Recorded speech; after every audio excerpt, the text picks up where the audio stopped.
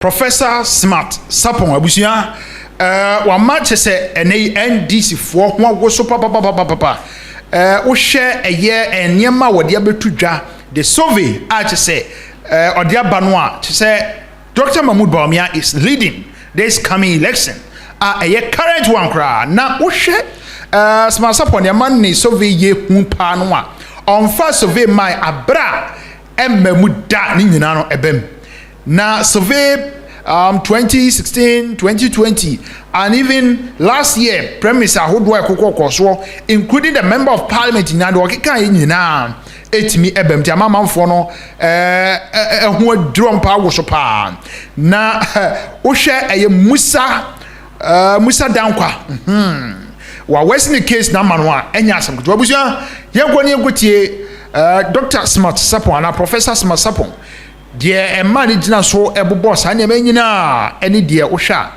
betimi akɔno yɛnkɔno yɛnkɔtie mu nsɛm akɔno. Maham, this election is about them. So how did you set out to do this research? Right, so very good evening to our cherished viewers. I have been teaching until 2014 when I took interest in elections research. I was motivated by the fact that there were some researchers in those times. And I was curious. I just wanted to find out whether what they do were due to chance or it was actually scientific. Which year was this? 2014. 14, okay, coming towards 2016 election. Yeah. So I just tried based on what others said. So if anybody had predicted something about a certain constituency, I just tried go to that constituency to have a data, put it down to see whether the actuals will confirm, and then I map what I have against what those days, those who were on top of the prediction business. So I tried 1 and 2 and I realized that mine sometimes gets closer accuracy than theirs. Higher accuracy. But you were not publishing yours? Not at all. Okay. So my first national was the 2020 elections. 2020 elections was my very first national. Else, around that time I was doing minor ones, but the first ever national prediction was in 2020. And I predicted, if you can remember, 51.4 for the NPP, a one-time 51.4 victory for the NPP. The final actuals that came were 51.3 or so. And then for the NDC, I predicted 47.3, and then the actuals that came was around 47.3 or 47.6 thereabouts. I had a lot of attacks around that time because on the side of the NPP, they felt they had done a lot not to deserve that 51. So they thought they were going to get more, 53, 54. More. In fact, some even told me they were going to get 56. Where from this? Attacks, left, right, center. Then I had friends, very useful friends in NDC who also came at me that, this one that they are winning hands down. This one that they are winning hands down. What is it that I'm saying? In fact, the same thing that I was told 4 years ago, somebody has sent a similar thing to me right now. What did they say? My very, very good friend, Kwame Zoo, who was then the secretary to the MPP in Ashanti. We were on the same staff. We all teach at Kumasi Technical University. Immediately I dropped my research report. He sent me a message that, my brother, don't forget tithe is still 10% too. Tithe? Tithe is what does that mean? That means I have gone for some money and that he was coming for his share.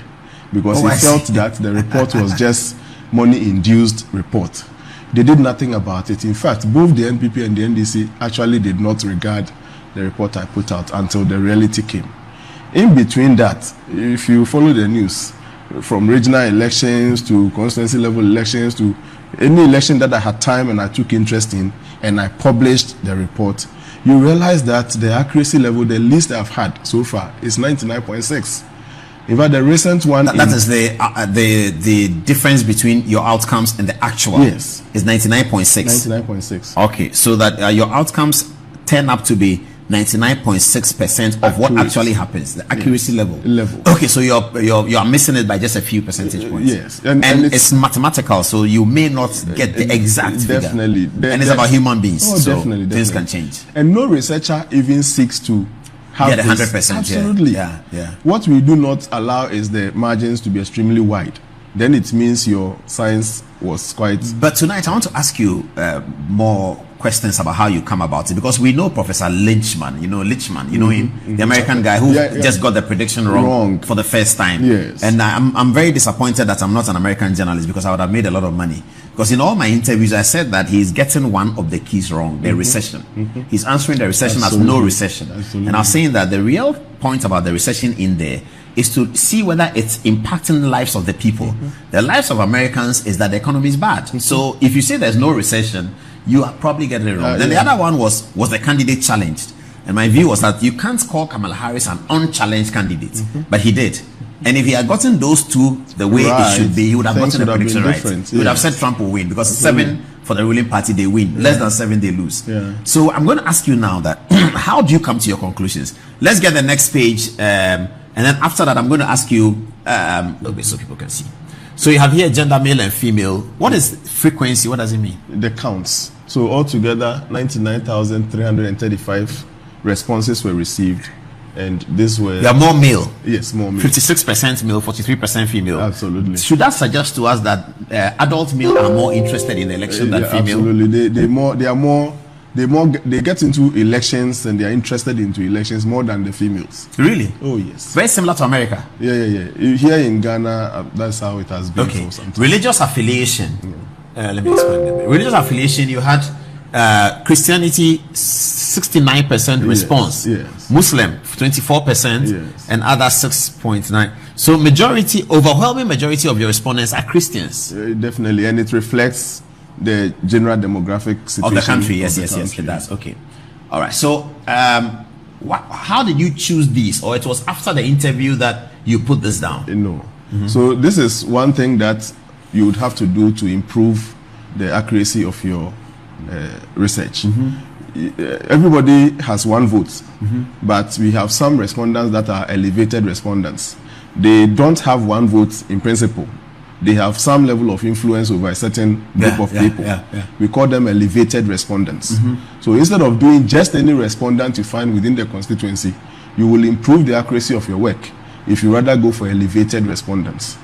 And please tell Musa Dankwa to tune in. Musa Dankwa, global, he should tune in. Tell him, send it to him, DSTV channel 277. Producer, take the Dankwa to tune in right now and listen to the way the PhDs do their statistics, not the thing, that thing. Okay, please go on. You're explaining to me about how you get these people. Very well. So at the local level, don't underestimate the elevation. The elevated respondent. That's very interesting. Absolutely.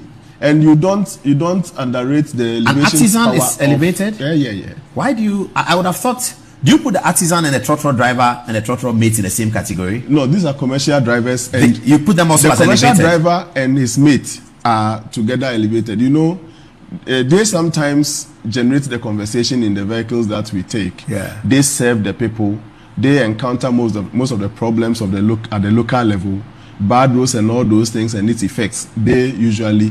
But if I go to an artisan, a carpenter, to do me a chair, why would he be influencing me? How is he able to influence me on how I vote? I'm paying him. Yes. No, he's not going to influence you. He has his own constituency, group of people that he too can influence. By reason of he being an artisan? Yes, by reason of he being a master craftsman or an artisan. Oh, I see. That's interesting. Yeah. And so a tailor in the community? Absolutely. Oh, I see. So this is something that the stakeholders can take interest in. Do not underestimate the elevation power of the artisans, the hairdressers, the dressmakers, the fashion designers, tailors, the artisans. You see, they would have time to engage in the political activity. They will have time to come and vote. Sometimes, if you compare those who vote, if you see can give us their demographics, you would realize that more elites do not have time to vote as compared to the time to vote or time to engage. Just the voting. Engagement is fine. Engagement is but part they may not of come it. and vote. In fact, the statistics we have is such that even though elites understand the concepts and they could have made better informed decisions for and behalf of the general population, they rather do not vote much. I see. Okay, so of the artisans, you got 3.5%. Absolutely. Okay. Chief farmer. So are all these elevated? All these elevated. All chief farmer these? Is elevated, yes. Okay. Market leaders or market queens. So you spoke to artisans, chief farmer, clergymen, religious leaders, commercial driver, community member, elected assembly member, farmer, food vendor, key businessmen, owners of major retail stores, local media practitioners, and what's PIC? Public Information Center. Those places, those information centers, market women and their leaders, mining. What? Mining is what? Miners, okay. Yes. Nurse, doctor, health worker. Yes. Pensioners, yeah. But you seem to have captured everybody. Who is not here? You see, you're being part of my... Student is there, teacher is there, artisan is there, yes, businessman is there. Do you have security, police, military people? Yes, do they subject themselves to these things? Oh, if you go to them, they would subject themselves. But we do not capture them. Before?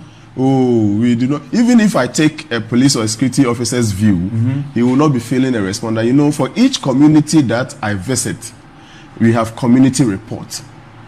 We have community reports, report per each community, and we visited 4,272 communities. It's in the next slide we will be coming to. Yeah. And for each community, I can produce 4,272 community reports. They are friendly reports, as in conversational reports about their community and how that will impact the coming election in their view. Wow. Yeah. This looks like a detailed work. Okay. So this is what? Constituency level needs. Yes. So you assess the constituency level needs. Yes. So the first level of conversation, I did 4 levels of conversation in my entire research. The first level of conversation will be what constitutes their need and what are the sort of responses they need from stakeholders to make life quite comfortable for them. And then we categorize those local level needs. So this may not be the dollar CD thing we talk about here in Accra. So when you say constituency, across the country? Across the country. And across the country, the most important thing for them was good roads. Absolutely. That's what they wanted. Absolutely. And they wanted youth employment. Absolutely. That's exportable water comes after. Yes. Skills training. Yes. Public toilet facility. Yes. Health clinic, CHIPS compound. School renovation building. Electricity extension. Yes. Market center. Other is what? Other is we have a problem. They don't actually pinpoint anything, whatever. Okay. But that was higher than street light. Oh yes, street light. You know, is not supposed to be a problem because telecommunications network. Yes, that is MTN is working, is not working. Yes. I don't see mobile money interoperability or mobile money or money transfer or anything here. It didn't show up. Those are Accra conversations. Also, all these conversations, none of them is in Accra. No, you have communities in Accra that are not like the other communities. So Accra rural. Yes, Accra rural. Okay. In fact, okay, it's fine. My statement will be quite unfair. All communities, not. All communities, I wouldn't want to separate Accra communities. No, they call it Gan rural. When I was doing national service, they were posting us to Gan rural. Whatever it means. In Anyaso, in other places, you get places that are somehow rural, whose cultural and their lifestyle is once. Assuming each of the machines are working, helping here. Assuming they are putting it to very good use, and each constituency is able to put it to use and reduce the bad road problem by just say 10%. You can have within the same period 10% across 276 joining into the vote for the MPP. Not necessarily translating into vote. I'm talking about trying to reduce the problems of the constituency. I see. So if you fix this will come down. It will. But is it coming down in favor of votes? Definitely, you see, development has a correlation with votes. That one you cannot take away. In fact, I have a community that maybe your producer will put the picture on the screen. Anybody who is able to guess the location where I took that picture, I will dash the person. Producer, get it for us. Stand it. You are somewhere, no, you come, no, you say, Mahama 78% Ashanti. When they ask you, then you are smiling. But I like his smile. Musa Dankwa has some good smile. You ask him, then he's smiling. You ask him, then he will say that go and check my sample size on my social media page, on my Facebook page. Musa Dankwa, come and watch. Let's all learn together and build a better Ghana, okay? All right. Well, I mean, you don't think it's controversial, it's but not supposed to be controversial. Based on this detailed work you did, this is what you came up with. Yes. Okay. We've all been having conversations about sample size, and people have been told that they are statistical illiterates if they think the sample size is small.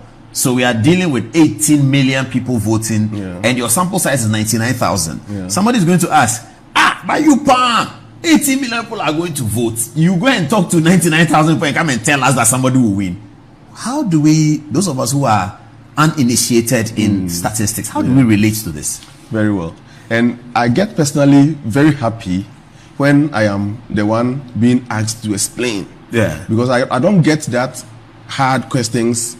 I don't see that pushed to the other researchers who will be there in social media. A certain research output will come. They will not even subject themselves to questioning. And I don't see the level of questions I get being put to them. But I'm happy. I am a professor of statistics and I welcome those type of questions. Maybe sometimes, because some of them, they don't tell us where they got the thing from. For the religious people, they say God told me. You can't interrogate Absolutely. that. For Musa Dankwa, he's just smiling. You don't know what to ask him. But because you have put it out, we can now interrogate it. Yes. So let me 80 million to 99,000. What's the meaning? Good. So let me just in 1 minute explain the concept of sampling. Yeah. People have simplified it to mean there's a population and you are selecting part of the population. As simple as that. Yes. That's how we all see it. Absolutely. But when you learn sampling, the population, the nature of the population and the size of the population gives you an idea of the minimum sample you can have. So in terms of nature of the population, is either the population is heterogeneous or homogeneous. There are some population that think alike, do things alike. They are likely to all decide on the same whatever. They are extremely homogeneous population. There, any small sample is fair. In fact, if I come to... So you go to K2 South. You are sampling. You know that they are likely to decide in the same way. So if you take 3 people and they all say, as we did the last time, we are voting for NDC again. So when you get that nature, then you can choose homogeneity. Okay. And then maybe it can lead you to a certain small sample size. But then we must admit that the entire Ghana, this 18 million we have, is heterogeneous. We are heterogeneous by language, we are heterogeneous by tradition and culture, heterogeneous by chieftaincy, religion, a lot of things. Even food. Even food. If you understand that the population we are dealing with is heterogeneous, then you must first submit yourself to the minimum sample size rule. And the minimum sample size rule is estimated. If we had a marker, I would have put out the formula for estimating the minimum. Oh, there's a formula for estimating the minimum sample size. Everything science is guided by a certain so that if you have 5 million, you know the minimum sample size. Absolutely. So in that calculation, we can look at it later. What is the minimum sample size for 18 million? In that calculation, the population of 18 million should require any researcher seeking to do research for purposes of generalization onto this population would have to do a minimum of 16,500. Only? Sample. You are taking part of the whole. You are not doing all. Talking to 16,000 can give you a clear understanding of how 18 million will behave. I've mentioned one rule. One rule is the minimum sample size. Minimum rule. sample, yeah, 16. In fact, I have people who even. What's the maximum? Maximum is the population size. Oh, I see. Maximum is the entire 18 million. The entire 18 million. So if you're doing a sample size by the formula you are aware of, 16,000 should be enough. 16,500 should be enough. But then the second rule says that in spreading the 16,500 onto the population, in selecting those samples, the figures must, or the sample size must reflect all the possible subsamples of that population. Subsample here is defined by 276 constituencies that we have. They are the subsamples. So the second notice, so I've said first thing is that if sample size for this type of population we have in any research that comes out is below 2,000, is below 16,500, is a first red flag. I mean, others can argue, but I'm a professor of statistics. I can prove to you by a formula that if you don't meet that minimum requirement, you have. If I'm assessing your work, I will have a problem with you if I'm your supervisor. Then number 2, the issue of subsample, so that you do not have the luxury. It is true you are doing sampling, and that when you select part of the 276, you are safe. But unless you are able to prove to me that the 276 are homogeneous. If you admit they are heterogeneous, then you must represent all the subsamples in that your 16,500. So any study that does not admit that all 276 constituencies are heterogeneous in nature and must have subsamples from all, for me, it's a second red flag. It's unfortunate that this is not a student supervisor matter. If not, I am your supervisor. If you don't satisfy all those rules, you're not going to pass to the next level.